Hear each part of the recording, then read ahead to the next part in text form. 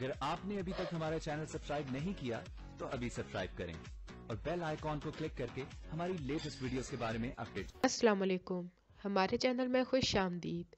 फाइक की माँ जब उसे बताती है कि ताया सरकार ने मिन्हल की शादी कहीं और तय कर दी है तो ये सब कुछ फाइक से बर्दाश्त नहीं होता। वो मिन्हल को लेने के लिए चला जाता है, लेकिन वहाँ पे बलाज उसे रोक देता है।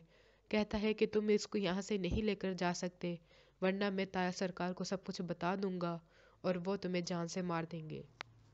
और उसको कहता है कि फिक्र ना करो, मैं तुम्हारी मदद करूंगा, और ये कहकर उसे वापस भेज देता है। और ताया सरकार को कुछ भी नहीं बताता कि फाइक आया था और उसने मिन्हल को लेकर जाने की कोशिश की थी।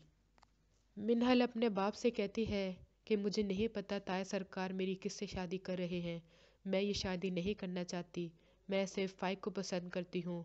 तो उसके बाबा सरकार चुप हो जाते हैं, क्योंकि वो तो पहले ही अपने भाई सरकार के आगे कुछ भी नहीं बोलते थे। फाइक ये सारा किस्सा दानिश को बताता है कि यूं मेरी शादी ख़त्म हो गई है और उधर सारे घर वाले और मैं बहुत परेशान हूँ। तो दानिश समझ जाता है कि ये खेल अंबर खेल रही है।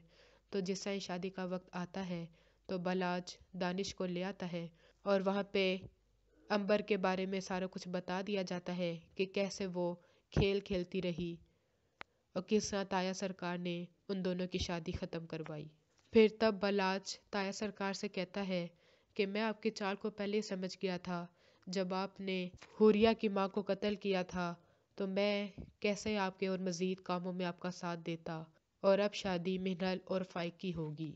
तब ताया सरकार को धचका लगेगा कि बलाज उनको इतना बड़ा धोखा दे चुका है। हमारी मज़ीद वीडियो को देखने के लिए हमारे चैनल को सब्सक्राइब करें, बेल आइकन को दबाना ना भूलिएगा। अगली वीडियो तक के लिए अल्लाह हाफ़िज़।